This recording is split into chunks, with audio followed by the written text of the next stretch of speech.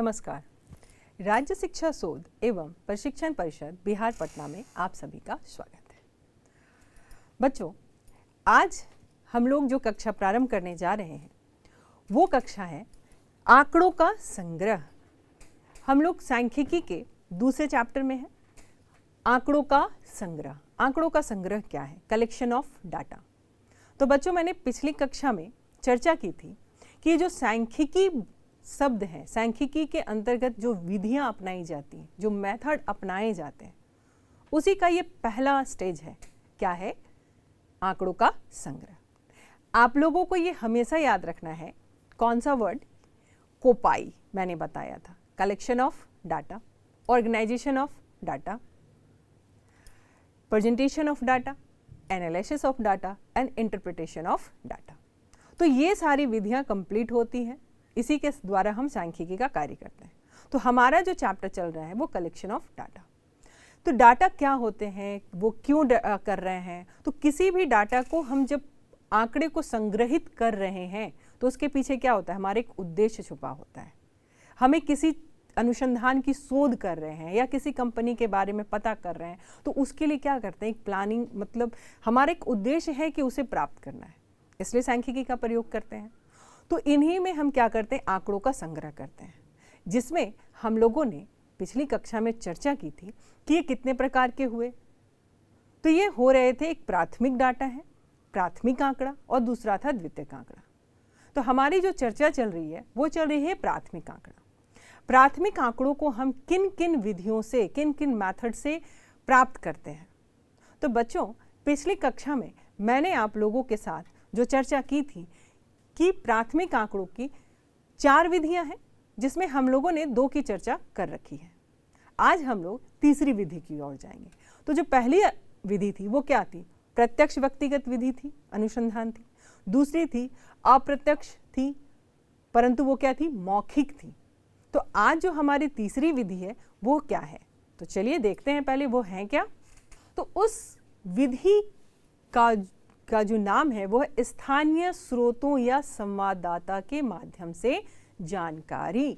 अब ये क्या है बच्चों? स्थानीय स्रोत और संवाददाता, यानी कि जो हम प्राथमिक आंकड़े जो संग्रह कर रहे हैं वो हम स्थानीय लोगों से प्राप्त कर रहे हैं, फोन के द्वारा प्राप्त कर रहे हैं, यानी संवाद करके प्राप्त कर रहे हैं, लोगों से पूछ रहे हैं। यानी ये जिस व्यक्ति का डाटा या जिस अनुसंधान का डाटा हम लोग कलेक्ट कर रहे हैं उसमें हम क्या कर रहे हैं? उससे डायरेक्ट बातें नहीं कर रहे हैं, उसके स्थानीय स्रोतों से बातें कर रहे हैं। अब स्थानीय स्रोत, चलिए मान लीजिए हम लोग एक कंपनी का उदाहरण लेते हैं। तो उसके कंपनी के अंदर ना जाकर हम लोगों ने एक व्यक्ति को रखा कि आप जाइए, और या उसके स्थानीय लोगों से, जो अगल बगल के लोग हैं, उसे या संवाद के द्वारा हम प्राप्त करते हैं कि उस कंपनी में जो वर्कर हैं, जो कर्मचारी हैं, वो कितने बजे आ रहे हैं, कितने बजे जा रहे हैं, कितने क्लास के वो लोग वहाँ काम कर रहे हैं, वहाँ जो काम करने का तरीका क्या है। तो ये हमने प्राप्त किया, लेकिन कहाँ किया? स्थानीय स्रोतों से, संवाददाताओं से। तो ये बड़ा आसान होता है। क्यों? क्योंकि आप यदि एक एक करके हर एक कंपनी में जा रहे हैं, एक एक करके काम कर रहे हैं, तो ये टाइम टेकन है, समय ज़्यादा लगता है और खर्च भी ज़्यादा होते हैं। तो यानी कि यदि हमें विस्तृत क्षेत्र पे ये काम करना है तो हम इसका प्रयोग कर सकते हैं। तो स्थानीय स्रोत और संवाददाता के माध्यम से जो जानकारियाँ प्राप्त की जा रही हैं उसके गुण और दोष होंगे। तो बच्चों, आप यहाँ देख सकते हैं गुण क्या है। इसे हम विस्तृत क्षेत्रों पे प्रयोग कर सकते हैं, यानी कि यदि हमें एक बड़े क्षेत्र पे कार्य करना है तो हम आराम से क्या करेंगे? वहाँ के स्रोतों से पता करेंगे, या संवाद के द्वारा, मान लीजिए फ़ोन के द्वारा, या वहाँ कोई भी जो इन्फॉर्मेशन चाहिए, मैंने एक कॉल उठाया और वहाँ के अगल बगल का इन्फॉर्मेशन इकट्ठा कर लिया, जाने की आवश्यकता नहीं पड़ी और कार्य हमारा हो गया, यानी खर्च भी कम पड़ा। ये सारे गुण हैं, और थोड़ा सरल हुआ, सरल होगा ना, क्योंकि हमें जाना नहीं पड़ा। लेकिन ये क्या होगा? आपको अपने दिमाग में जोड़ देना है, क्या ये वो सही इन्फॉर्मेशन मिलेगी हमें? क्या वो जो भी चीज़ बताया जा रहा है, जो आंकड़े संग्रहित किए जा रहे हैं, क्या वो सही होंगे? नहीं होंगे। क्यों नहीं होंगे? कि जो व्यक्ति से हमें वो आंकड़ों का पता चल रहा है कि क्या हो सकता है वो उसके विरोधी हो, तो वो उसके जो भी उनकी अच्छाइयाँ रही होंगी, या उनका जो करेक्ट डाटा है, करेक्ट आंकड़ा इंफॉर्मेशन है वो हमें नहीं देंगे, वो हमें गलत देंगे। तो यानी इसका गुण क्या हुआ? मौलिकता का अभाव हो गया। शुद्धता एवं विश्वसनीयता की भी कमी आएगी। क्यों आएगी कमी? क्योंकि ये प्योरिटी हमारे लिए वो विश्वसनीय होगा ही नहीं, कमी आएगी। क्यों आ रही है? क्योंकि जो हमने इंफॉर्मेशन कलेक्ट किया है डायरेक्टली हमने कांटेक्ट नहीं करा, डायरेक्टली हम उसके बारे में नहीं जाने, इसलिए क्या हो गया? विश्वसनीयता की कमी आई और एकरूपता और सहजता का अभाव होगा। क्यों होगा? क्योंकि जो करने वाला व्यक्ति है, जो हम स्थानीय स्रोतों की का जो सहारा ले रहे हैं, वो स्थानीय स्रोत एक नहीं है, वो एक व्यक्ति के अंदर सीमित नहीं हो रहा है, वो अलग व्यक्तियों पे जा रहा है या अलग अलग संस्था पे जा रहा है, जो भी कहें हम लोग। तो वो क्या करेगा? एकरूपता का अभाव होगा और पक्षपात पूर्ण निष्कर्ष होंगे, क्योंकि वो जो भी इंफॉर्मेशन देगा वो अपने बारे में देगा, अपने आधार पे देगा। ये जरूरी नहीं है कि हर व्यक्ति की सोच या दृष्टि एक जैसी होती है। तो जिस भी आंकड़ों को संग्रह किया जा रहा है उसमें सोच और विचार क्या होंगे? बदल सकते हैं। तो इस प्रकार स्थानीय स्रोतों और संवाददाताओं के माध्यम से आंकड़े हम संग्रह तो कर रहे हैं, परंतु उसके गुण भी हैं और दोष भी हैं। तो अगली जो विधि है वो हमारी विधि है प्रश्नावली और अनुसूची के माध्यम से। प्रश्नावली और अनुसूची के माध्यम से कैसे काम कर रहे हैं? तो दो का प्रकार है, एक डाक के द्वारा प्रश्नावली करना और एक प्रगणक विधि। तो बच्चों ये है क्या? डाक द्वारा हम लोग क्यों नाम ले रहे हैं और प्रगणक विधि क्यों बोल रहे हैं? हाँ बच्चों, क्या बोला मैंने? डाक विधि द्वारा, और दूसरा है प्रगणक। प्रश्नावली क्वेश्चन कर रहे हैं हम लोग, क्या करेंगे? क्वेश्चन करेंगे।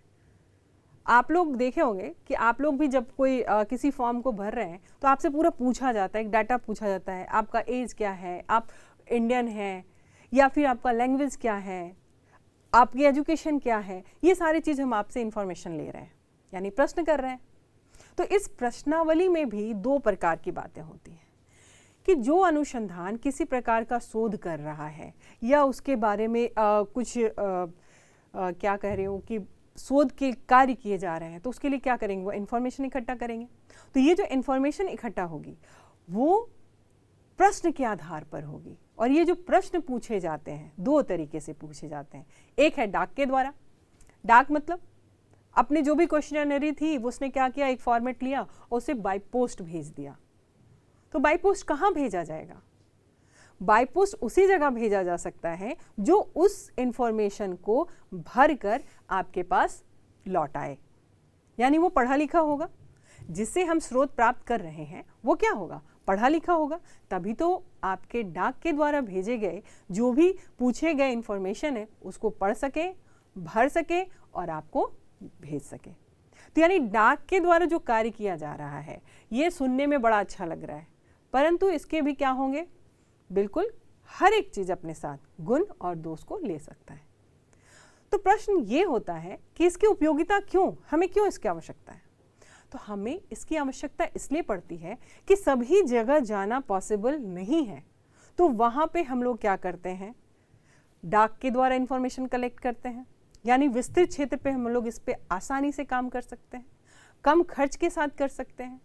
यानी ऐसे जगहों पर जहाँ के जो इंफॉर्मेशन जिससे हमें कलेक्ट करना है वो शिक्षित है, तो हम उसके साथ ये कार्य कर सकते हैं। अब इसके दोष और गुण क्या होंगे? तो इसके गुण और दोष ऑब्वियसली क्या हो जाएंगे कि जो जरूरी नहीं है कि जो फीडबैक मांगा गया है वो हम भरते हैं। आपको मैं एग्जांपल से समझाती हूँ। मान लीजिए आप कहीं किसी रेस्टोरेंट पे खाना खाने जाते हैं और आपके पास एक आ जाता है कि काइंडली फीडबैक दे दीजिए, तो आप क्या करते हो? लिखना है फीडबैक। आपको अच्छा लगा, नहीं लगा, तो भी आप क्या कर देते हो? अच्छा। या तो क्या वहाँ हमें करेक्ट इन्फॉर्मेशन मिली? नहीं मिली। तो उसी तरह जब किसी शोध को किया जा रहा है और डाक के द्वारा जब वो शोध आपके हाथ में आएगा, तो पहली बात है जरूरी नहीं है कि उसको फुलफिल किया जाएगा, जरूरी नहीं है कि उसे भरा जाएगा, और जो भरा गया वो भी जरूरी नहीं है कि वो आपके पास सही भरा गया, यानी गलत इंफॉर्मेशन की भी संभावना बन सकती है। और अगली जो है वो प्रगणक के द्वारा। प्रगणक क्या कर रहा है? एक व्यक्ति किसी भी अनुसंधान के लिए क्या करेंगे? एक व्यक्ति को इसकी जिम्मेदारी दी जाती है कि वो जाता है और डोर टू डोर आपसे बहुत सारा फॉर्मेट भरवाता है। अब इसकी क्यों आवश्यकता पड़ी? जब हम लोग जब फीडबैक के लिए एक फॉर्म भेज ही दे रहे हैं, फॉर्म वो फिल होके आ ही रहा है, तो इसकी ज़रूरत क्यों? तो बच्चों इसकी ज़रूरत इसलिए पड़ती है कि जो बहुत सारे ऐसे भी व्यक्ति हैं जो पढ़े लिखे नहीं हैं या आपको इन्फॉर्मेशन देना नहीं चाहते हैं, तो जब प्रगणक उनके पास पहुंचता है तो वो उनसे पूछते हैं और पूछ कर उस फॉर्म को भरते हैं। तो इस प्रकार से प्रगणक का कार्य होता है। तो बच्चों इस प्रकार हम लोगों ने देखा, क्या देखा कि जो प्रश्नावली करी जा रही है उसके लिए हम लोगों ने दो प्रयोग करा। क्या प्रयोग करा? डाक के द्वारा करा और दूसरा क्या करा? प्रगणक के द्वारा करा। तो इस प्रकार ये कार्य किए जाते हैं। तो बच्चों इस प्रकार हम लोगों ने देखा कि डाक के द्वारा और जो प्रगणक के द्वारा की गई, तो दोनों में क्या अंतर पड़ा? डाक के द्वारा यदि शिक्षित नहीं है तो वो हमें कोई अच्छे इन्फॉर्मेशन नहीं दे सकते, वो कुछ भी लिखेंगे, वो यहाँ जवाब ही नहीं देंगे। और यदि प्रगणक गए हैं तो एक एक जवाब हमें मिलेगा। तो दोनों को जब हम लोग एक जगह रखेंगे तो वो ये पाएंगे कि जो डाक के द्वारा है वो क्या है? कम खर्चीला है, और ये क्या हो जाएगा? जो प्रगणक के द्वारा कर रहे हैं वो खर्चीला हो जाएगा, अत्यधिक खर्चीला, स्वभावतः चीज़ है। और दूसरा, ये विश्वसनीय नहीं है। कौन विश्वसनीय नहीं है? ये डाक के द्वारा। और जो प्रगणक कर रहे हैं वो विश्वसनीय है, इसलिए क्योंकि उसने डायरेक्ट कांटेक्ट करा, डायरेक्ट बातें करी, डायरेक्ट इन्फॉर्मेशन को कलेक्ट करा। तो इस प्रकार बच्चों हमने देखा कि प्रश्नावली की बातें जो हुई वो दो तरह से हुई। एक और बातें आती हैं, अनुसूची, शेड्यूल। ये जो प्रश्नावली के साथ साथ हम किसकी बातें कर रहे हैं? अनुसूची। तो अनुसूची क्या है और प्रश्नावली में क्या अंतर है? पहले इसको के अंतर को समझते हैं, उसके बाद हम लोग चर्चा करेंगे। बच्चों प्रश्नावली और अनुसूची, तो जो प्रश्नावली पूछी जा रही है वो एक ऐसी सूची होती है जिसमें वो डायरेक्ट किससे पूछा गया है, वो जो विशेष जिसके लिए हम क्या कर रहे हैं? इन्फॉर्मेशन कलेक्ट कर रहे हैं। और अनुसूची क्या कर रहे हैं कि वो गए और वहाँ से उनसे इन्फॉर्मेशन कलेक्ट किया और उसके पूछताछ के आधार पर उसको भरा। अगला है प्रश्नावली को सूचकों के पास हम क्या भेज रहे हैं? डाक भेज रहे हैं और आंकड़ों का संकलन कर रहे हैं। जबकि अनुसूची के अंतर्गत क्या कर रहे हैं? प्रगणक स्वयं गए और उसके साथ क्या किए? वो सारे आंकड़ों का संग्रह किया। प्रश्नावली में उत्तरों के लिए स्थान छोड़ना आवश्यक नहीं होता है, और अनुसूची जिसमें एक प्रपत्र है जिसके अंदर उत्तरों के लिए स्थान छोड़ना होता है।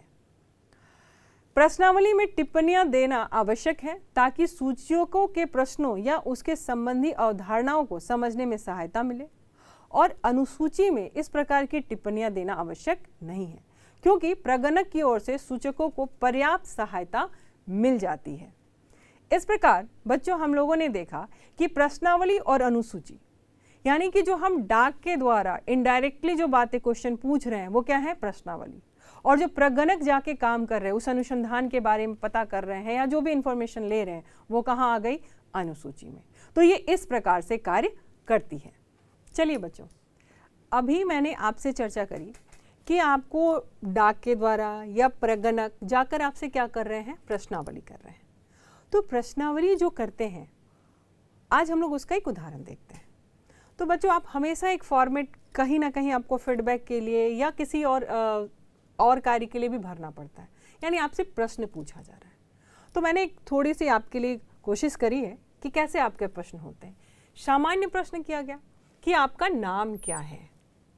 आप किसी भी फॉर्म को भरने जाते हैं तो आप वहाँ भरते हैं ना, आपसे पूछा जाता है। उसके बाद पूछा जाता है कि आपकी आयु क्या है, उसे आप भरते हैं। फिर आपका पता पूछा जाता है, आपका एड्रेस क्या है, आपका फिर लिंग पूछा जाता है, क्या आप पुरुष हैं या महिला हैं।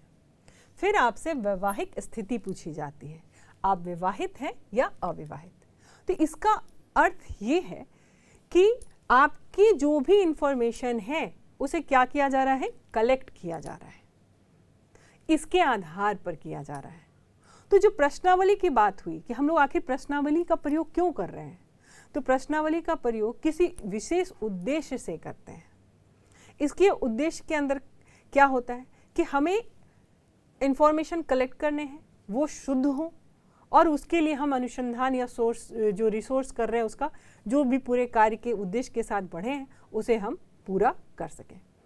तो इस प्रकार बच्चों आप लोगों ने देखा कि जो प्राथमिक जो हमारे आंकड़े थे उसके प्राप्त करने की विधियों के अंतर्गत हमने देखा कि प्रत्यक्ष व्यक्तिगत कार्य किए, अप्रत्यक्ष मौखिक हुआ, फिर स्थानीय स्रोत और संवाददाताओं के साथ किया और प्रश्नावली के आधार पर किया। तो मुझे उम्मीद है कि आपको ये चारों बातें बहुत अच्छे से समझ आ गई होंगी, इनके गुण और अवगुणों को भी आप समझे होंगे। अब जो हम लोग बातें करने जा रहे हैं वो बात करने जा रहे हैं कि हमारा द्वितीयक जो है आंकड़ा वो क्या है। तो बच्चों, अब हम लोग जो चर्चा करने जा रहे हैं वो द्वितीयक डाटा की, द्वितीयक आंकड़ा क्या है या सहायक आंकड़ा क्या है। तो जैसा कि परिभाषा से हम लोग जानते हैं कि जो आंकड़े जो पहले ही से आंकड़ा बना हुआ था कच्चे माल के रूप में, उसे लाकर एक नया इंफॉर्मेशन कलेक्ट करना, नए तरीके में उसे बनाना, वो क्या कहलाता है? द्वितीयक आंकड़ा। द्वितीयक आंकड़ा, तो जो द्वितीय आंकड़े का जो हम संग्रह करते हैं वो उसके कौन कौन से स्रोत होते हैं? तो बच्चों, उसके दो स्रोत होते हैं। एक होते हैं प्रकाशित स्रोत और दूसरे होते हैं अप्रकाशित। प्रकाशित यानी जो पब्लिश्ड कर दिए गए, यानी जो कार्य किसी अनुसंधान उद्देश्य के साथ जो पूरा किया गया उसका प्रकाशन कर दिया गया, यानी इसे जब चाहे हम उस इंफॉर्मेशन को पलटकर प्राप्त कर सकते हैं। तो इन प्रकाशित जो स्रोत हैं उसके अंतर्गत आता कौन कौन है? तो हम लोग यहाँ देख सकते हैं कि प्रकाशित स्रोत के अंदर सरकारी प्रकाशन, अंतर्राष्ट्रीय प्रकाशन, अर्ध सरकारी प्रकाशन, शोध एवं संस्थाओं के प्रकाशन, समाचार पत्र और पत्रिकाओं का प्रकाशन। यानी बच्चों, आप क्या करते हैं, बहुत सारी चीज़ें हम लोग देखते हैं जो गवर्नमेंट अपनी पॉलिसी को क्या करती, पब्लिश कर दी। वो हमें कहाँ मिलेगा? जब हम अपने सरकारी जो गवर्नमेंट के पोर्टल पे जाएंगे और उस प्रकाशन को खोजना चाहेंगे तो वो सारे चीज़ मिलते हैं। अब इसके अंतर्गत आता क्या है? आप लोगों ने अवश्य आर्थिक सर्वेक्षण का नाम सुना होगा। ये प्रत्येक वर्ष के लिए निकलता है। तो ये क्या करता है? ये करता है कि जो भी पूरे देश की जो आर्थिक क्रियाएं हुई उसके सारे कार्यों को हमने कितना विकास किया, हम किस क्षेत्र में आगे हैं, कहाँ पीछे हैं, इन सारे चीज़ों की इंफॉर्मेशन हमें मिलती है। और ये इंफॉर्मेशन किसके द्वारा मिलेगी? यानी किसके द्वारा मिली का तात्पर्य ये है कि उसके लिए किसने कार्य किया। तो उसके लिए जो कार्य किया गया वो सांख्यिकी के द्वारा किया गया। और ये जो डाटाओं का संग्रह किया गया ये हमारे लिए कौन सा डाटा के रूप में काम किया? द्वितीयक डाटा। क्योंकि सरकार ने जो काम कराया, जो प्रकाशन करवाया, डोर टू डोर जाके नहीं करेंगी, वो किसी के प्राथमिक डाटा को कलेक्ट किए हुए डाटा को उस पे सारे कार्य करके प्रकाशित करती है। तो इसके अंतर्गत जो भी आते हैं वो मुख्यतः क्या होंगे? विभिन्न मंत्रालयों द्वारा प्रकाशित वार्षिक रिपोर्ट, आर्थिक सर्वेक्षण, भारतीय रिजर्व बैंक बुलेटिन जो मंथली आती है, जनगणना रिपोर्ट, आप सभी अच्छे से जानते हैं ये सरकारी प्रकाशन है। तो जनगणना रिपोर्ट कितने वर्षों के अंदर आती है? प्रत्येक 10 वर्षों के अंदर आती है। तो यानी कि हर 10 वर्षों के अंदर हमें पता चलता है कि देश की जनसंख्या का आधार कैसा चल रहा है, क्या वो भाग ऊपर जा रही है या नीचे जा रही है। तो ये क्या है? एक तरह का सरकारी प्रकाशन है। तो ये जो जनगणना के आधार पे जो हमें डाटा कलेक्ट कर रहे हैं या जो डाटा इंफॉर्मेशन मिल रही है वो कैसी डाटा है? द्वितीयक डाटा है। ठीक है, द्वितीयक आंकड़ा है। इसमें और भी हम लोग उदाहरण ले सकते हैं। उद्योगों पर वार्षिक सर्वेक्षण, मुद्रा एवं वित्त रिपोर्ट और पंचवर्षीय योजना का प्रारूप। तो ये सारे जो डाटा हुए वो किस पे आए? प्रकाशित डेटा पे आए। और ये किसका प्रकाशन हुआ? सरकारी प्रकाशन हुआ। उसी प्रकार हमारा प्रकाशित जो डाटा है वो अंतर्राष्ट्रीय प्रकाशन। अंतर्राष्ट्रीय प्रकाशन आप लोगों ने बहुत सारे संस्थाओं का नाम सुना होगा। WTO है, IMF है और भी बहुत सारे चीज़ें। वो क्या करते हैं? एक वर्ल्ड के लिए एक रिपोर्ट पेश करती है और उस रिपोर्ट के आधार पर पता चलता है कि किसी देश की जो परिस्थितियां हैं वो कैसी है, कौन विकास की ओर बढ़ रही हैं, कौन विकासशील हैं या अविकसित हैं। तो इन सारे रिपोर्ट जो हम लोग वर्ल्ड बैंक के रिपोर्ट हैं, इन सभी को हम किस प्रकाशन के अंतर्गत रखेंगे? अंतर्राष्ट्रीय। अगला है अर्ध सरकारी प्रकाशन।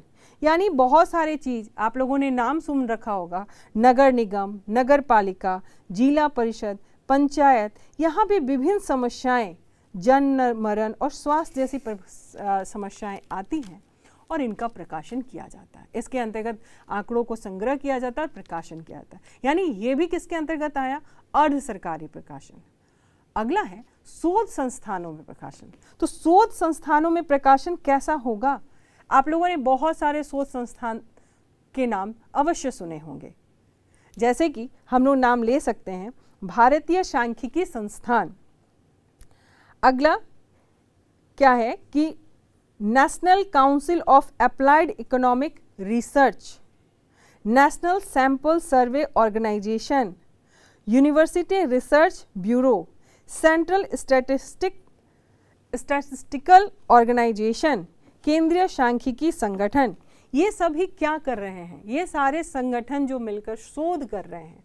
शोध संस्थानों द्वारा इसमें क्या किया जाता है? जो भी देश के जो भी विकास के रिपोर्ट हैं या किसी क्षेत्र के विकास की रिपोर्ट है, इसे प्रकाशित की जाती है। यानी इसके प्रकाशन को हम लोग क्या कहेंगे? द्वितीयक आंकड़ा, द्वितीयक आंकड़ों का संग्रह।